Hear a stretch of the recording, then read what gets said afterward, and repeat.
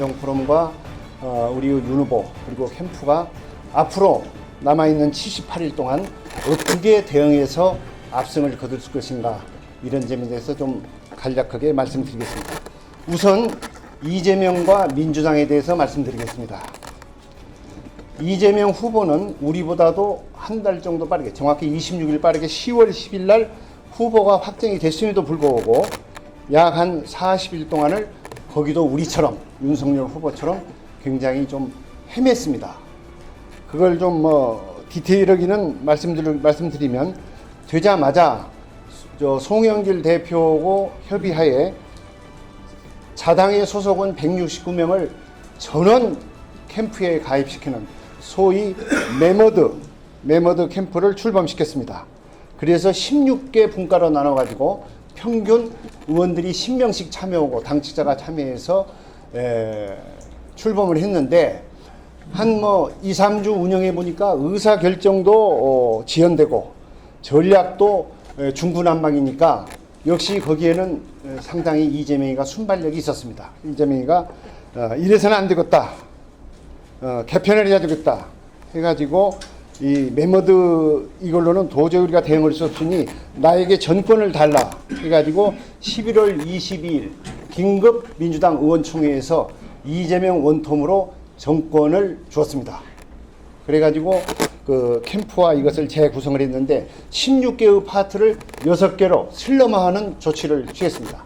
그러나 그 과정에 당내에서 약간의 잡음은 있었습니다만은 이재명의 지도력이나 이재명의 대선 전략에 크게 반발하는 건 없었다. 이것이 우리와는 조금 다르고 이재명의 정치력이 좀 돋보인 부분이었다, 이렇게 봅니다.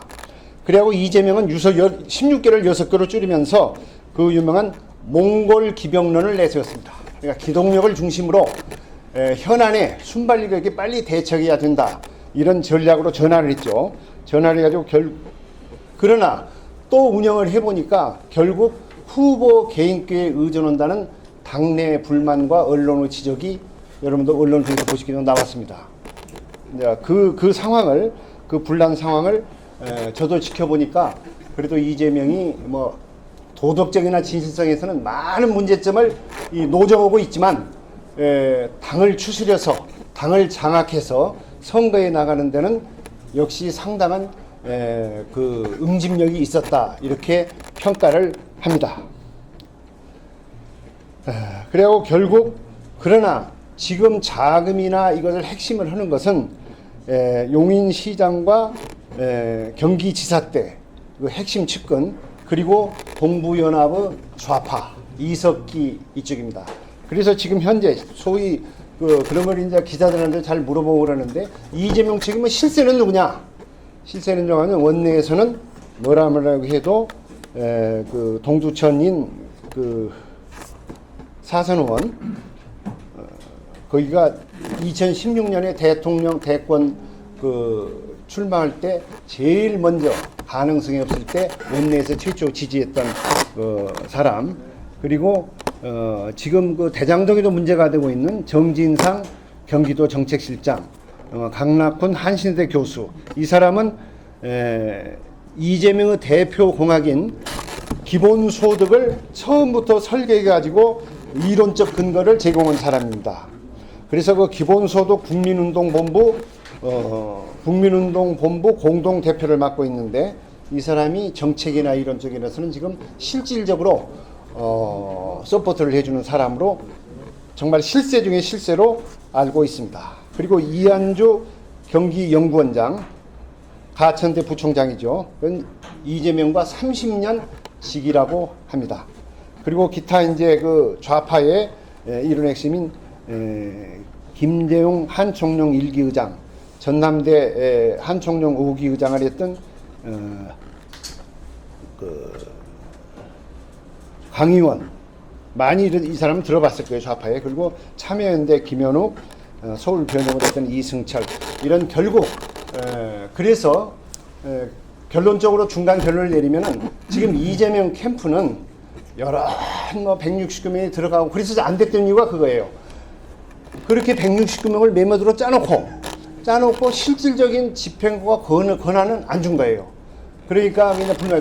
그리고 이 핵심 지금 제가 그 나열해드린 기타 많이 있습니다만 한 30명 되는 이 핵심들이 결국 의사결정과 예산 자금과 이런 것을 장악하고 있고 지금 현재도 그렇게 지금 운영을 하고 있습니다. 그런데 당내에서는 그게 뭐 현실적으로 어쩔 수 없는 거다. 그리고 청와대나 여기에서도 용인하는 이런 상태로 지금 파악이 되고 있습니다. 그러면 구체적으로 이재명 캠프와 당과의 관계, 즉 유기적 협조 체제가 제대로 되고 있는가, 이것을 한번 검토해 보겠습니다. 당과는 지금 결론부터 말씀드리면은 당은 상당히 장악을 하고 있습니다. 거기에 배경은 송영길 대표가 5월 달에 당권에 나섰을 때 지금 뭐 설입니다마는 거의 뭐 이제 첩보 단계를 지나서 정보 수준으로 지금 기자들 간에 알려져 있습니다마는 뭐 상당히 물질적으로 이재명 후보가 송영길 대표를 지원했습니다. 그래가지고 이낙연 당시 그 최대 라이벌이 굉장히 지역적 연고도 있고 그래서 공을 들였음에도 불구하고 그 내용을 아는 사람은 갈 수가 없다. 어쨌든 이재명으로 갈 수뿐이 없다 하는 얘기가 5월 달부터 나왔습니다. 그래서 요새 지금 송영길이 전혀 텔레비에 안 나오죠. 아주 바람직한 당대표 자세를 보이고 있는 것 같습니다. 아주 그건 훌륭한 태도라고 적이지만 그렇게 판단해요. 텔레비에 지금 나오지는 않습니다. 며칠간. 이 3주 2주간 안 나옵니다. 절대 그건 지금 그거 보고 있습니다. 그래서 송영길 대표와 그 측근들이 주류들이 엄청나게 지원하고 있습니다. 일심동체가 돼서. 이게 지금 이재명으로서는 큰 힘입니다. 그래서 몇 가지 사례를 말씀드리면 12월 6일 날 얼마 안 됐죠. 민주당 정책의총을 이재명이가 소집을 합니다. 소집은 원내대표가 하지만 이재명이가 송 대표한테 이게 필요하다. 소집을 해가지고 노동이사제, 대표 공약이죠. 노동이사제를 포함한 6개, 그러니까 대장동을 보완하기 위해서 노면하기 위해서 만든 그 3가지 법, 그래서 6개 법안, 대표 공약이죠. 이것을 통과해달라.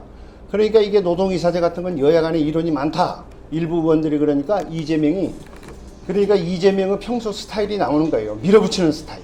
그리고 추진력, 박진감 이런 것에서는 참으로 참 이재명이가 도덕적 결함에도 불구하고 대단한 사람이다. 저는 이렇게 보입니다. 그래가지고 3개를 거기서 의결을 하고 이게 좀 문제가 있다 그러니까 이재명이가 원내대표나 당 지도부에 하는 말이 일부 언론에도 보도됐습니다만은 단독으로라도 처리해라.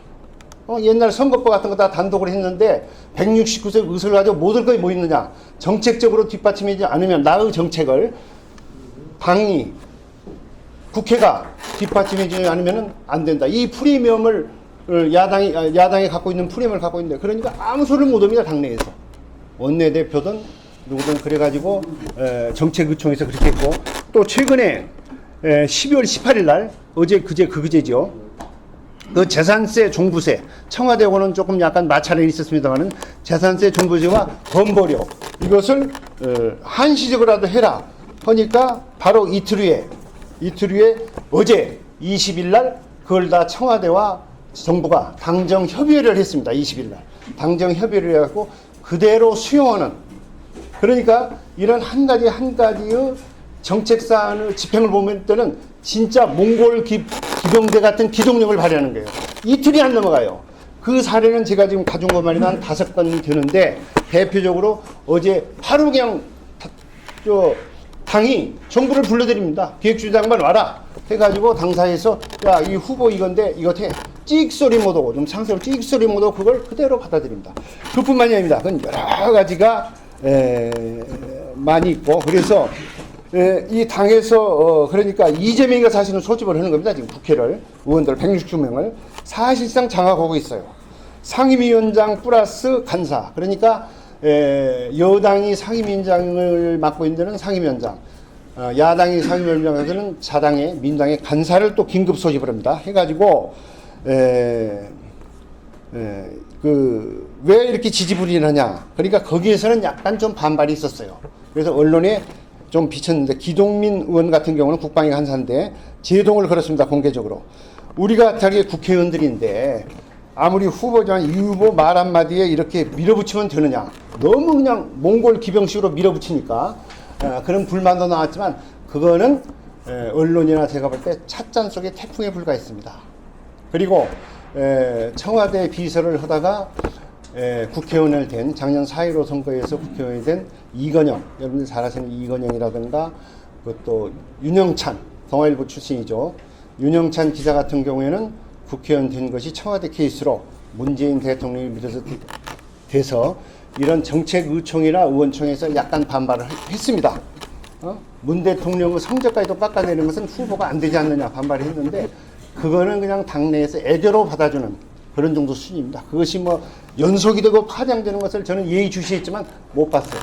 그렇다고 보면은 송영길 대표와 이렇게 결집된 후보와 이것은 우리가 참 저로서는 부럽기도 하고 그런 상황입니다. 그래서 당은 지금 사실상 정책적으로 협조를 전폭적 협조를 받고 있다. 여러 사례가 지금 한 5-6개 있는데 다 지금 이틀 후면은 그리고 팬데믹 지금 우리 국민적 관심사인 코로나도 12월 16일 날 해가지고 18일 날 정부가 발표했어요. 그러니까 그것은 이재명한테 힘을 실어주고 성과를 이재명한테 돌리는 거예요. 청와대도 정부도 후퇴를 했습니다. 이재명이 발표하고 이틀 후에 우리 코로나 방역 대책 강화했습니다. 그러니까 일반 국민들이 이렇게 정치의 깊은 것을 모르시는 국민들은 이재명이가 이렇게 말 한마디 하면은 바로 청와대와 당도 다 움직이구나. 이런 사례 코로나 사례 지금 기본소득 문제 아까 말씀드린 20일 날 했던 종부세, 재산세 이런 모든 것이 이재명의 말 한마디로 당과 청와대가 협조를 하고 있다. 그리고 거기에 대한 불만은 그야말로 미풍에 불과하다. 무시해도 될 정도다. 이렇게 말씀을 드릴 수 있겠습니다. 특히 선거에 큰 영향을 미치는 부동산 문제에 있어서는 좀 반발이 있었습니다. 청와대에서도. 아직 완전히 승복은 안 왜냐하면 대표적으로 그 문재인의 기본적 입지까지 침탈을 당할 수 있기 때문에 약간 반발을 하지만은 그러나 큰 대세는 그걸 막지 못한다. 말하자면은 이재명의 행보를 저저지 못하고 있는 것이 오늘의 현실입니다. 그리고 윤영찬 의원이 처음으로 크게 반발했는데 문을 옹호하면서 이렇게까지 하면 되느냐 정도껏 해라 이렇게 의원총회에서 반발을 했는데 바로 다음날 신문에 났지만 무지무지한 협박을 받습니다. 이재명 친위대로부터 너 살고 싶느냐 그야말로 조폭 수준의 협박을 받았죠. 신문에 조금 비쳤습니다. 그러니까 물리적으로 정치적으로 이재명은 확고하게 지금 당과 청와대입니다. 그래서 이거와 관련해서 한때 후보 사퇴론이 나와가지고 저한테도 한두 달 전부터 우리 여기 선배님들도 개인적으로 전화를 하셔가지고 그거 좀 취재해서 좀 알아봐 이렇게 그래서 제가 좀 알아보니까 그 후보 사퇴론은 있을 수도 없고 청와대가 생각도 해본 일도 없고 단 이낙연의 열성 지지자들이 희망사항으로 후보 사퇴론을 기자들하고 이렇게 언급한 것이 확대돼서 나온 것이지 저는 후보 사퇴는 없었다는 것을 제가 확실히 말씀드립니다. 그래서 이 후보의 교체세나 이런 것은 지금은 이미 완전히 잠재도 버릴. 그리고 12월 1일부터 12월 30일까지 이재명 그 당 장악력을 보여주는 건데 지금 당원 게시판을 폐쇄했습니다. 아시죠? 당원 게시판을 폐쇄하고 1월 1일 합니다. 그러니까 당내의 야당이라고는 선거 관련장을 했던 이상민 의원이 세상의 민주정당에서 이럴 수가 있느냐? 당 원로를 이렇게 후보가 그냥 한 달 동안 폐쇄해버리면 이게 어떻게 되느냐? 그랬으나 그것도 하나의 대답 없는 메아리에 불과한 것이 지금 현실입니다. 그리고 8월 달에 경선이 너무 과열되니까. 근데 왜 이것을 폐쇄했냐면은 이 이재명 당원들이 상당히 조직적으로 후보를 비방하고 후보가 사퇴해야 되는 것 아니냐, 이거 지냐, 이런 것이 막 올라왔어요. 그러니까 그냥 가차없이 일격을 가해버린 겁니다. 그래가지고 폐쇄. 이래서 현재 지금 당원 게시판을 한 달간 폐쇄하는 이런 정도로 여러 가지 사례가 있습니다만은 지금 시간을 안 변 관계상 결론적으로 이재명은 청와대의 협조하에 또 송영길을 비롯한 당의 전폭적 지원하에 정책을 입법하고 아마 내년 1월 달에 이재명이가 지금 공약했던 것을 단계적으로 전부 169명의 밀어서 이재명이가 그렇게 얘기를 했어요. 원청에 가서. 딴 거 다 했는데 이때 여당 무시하고 무슨 뭐 대화냐. 그냥 힘으로 밀어붙여라. 이렇게 공개적으로 요구하고 있습니다. 지금 이재명은. 근데 이재명 다운 스타일이에요. 이재명 다운 스타일. 그리고 지금 좀 관심사항에서 말씀드리는데 지금 뭐 이재명이는 그렇게 확고하게 캠프와 이걸 장악해서 일사불란하게 처했다. 소위 몽골 기병론이 효과를 발휘하고 있다. 메모들을 바꿔서 11월 22일 긴급 의원총회에서 대권을 줬습니다. 이재명한테. 모든 권한을 다 줬습니다. 모든 권한. 그리고 송영길이 좀 쭉 빠져서 텔레비 나오지도 않습니다. 아주 바람직한 선거 기간 동안 당대표로서의 역할을 잘 수행하고 있습니다. 적이지만.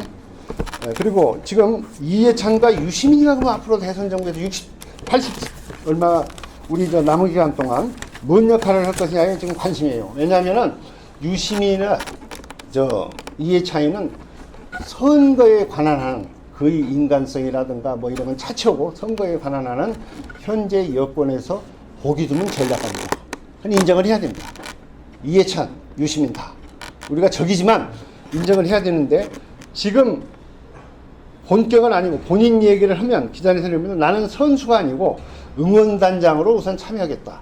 그런데 이것은 여론을 본뜨는 거고 거기에 가까운 이해찬을 기자들에 의하면은 만일 대세가 이제 골든 크로스 연말에 이런 기미가 보이면은 이해찬이가 물밑에서 선거를 진두지휘할 것이라는 것이 당 출입 기자들의 압도적 연애는 아니고 지금 분석을 한 겁니다. 이해찬한테 과연 이제 대리전이 되겠죠. 우리 김종인 총괄 선대위원장과 정말 참 백전노장의 대결을 또 우리는 보게 되지 않을까 하는 생각이 듭니다. 그 유시민과 이해찬 관계는 아실 거예요. 이해찬은 나는 그건 뭐 비서를 했고 국회의원 때 또 노무현재단 이사장자를 넘겨주고 그래가지고 전략을 짜고 유시민은 행동하고 그래서 이 둘이가 아마 선거에 본격 연말 연식에서 가서 하지 않을까. 아까 그 말한 분은 정성호 의원입니다. 저도 개인적으로 잘 아는데 정성호 의원은 2016년 전혀 이재명이가 진짜 대통령이 될 우스갯소리 염려가 없을 때 그럴 때 제1호로 원내에서 지지를 했던 사람입니다. 그래서 사실 원내에서는 정성호가 제일 실력자입니다. 근데 거기도 호남 출신입니다. 뿌리는. 태어나기는 양구에서 태어났는데 자기 부친이 그때 이재명과 성장 과정이 너무나도 비슷해요.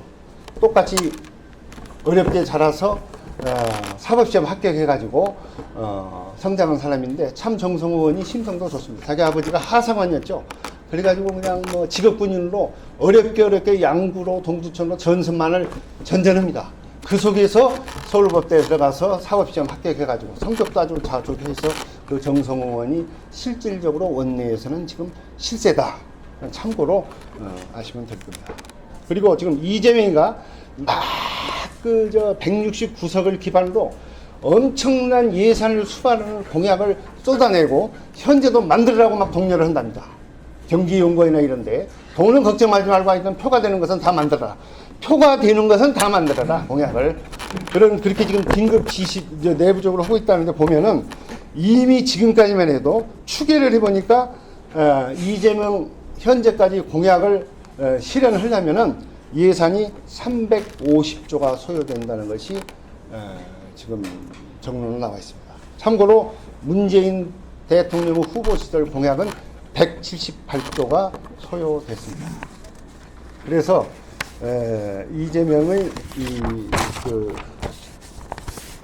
장악 있다는 말씀입니다. 그러면 이제 여기에 들어가면 우리 윤석열 후보와 캠프 및 민주당의 사정을 좀 훑어보겠습니다.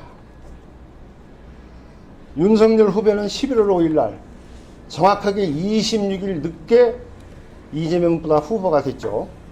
그런데 중앙선대위 하부 조직은 하나도 마련 못하고 중앙선대위 3기 중지를 한 것이 31일 걸렸습니다. 여러분들이 다 아시는 내용이죠. 31일 걸려서 메모드 선대위를 했는데 여기에도 약간 이론이 있었죠. 김종인은 이재명이처럼 몽골 기병론을 원용해서 당시 307명이나 되는 300여 명이 되는 이마 빌딩 그 참모진들을 대폭 줄이고 기동을 있게 허자하는 것이 김종인 전략이었고, 우리 윤 후보는 아니다. 다 끌어서 기존 보수와 중도 그리고 반문, 비문재인 진보까지도 아울러 가지고 메모드 선거단을 만자. 그래가지고 그것이 31일까지 늦어진 요인 중에 하나였는데요. 그러나 결국 윤석열식으로 됐죠.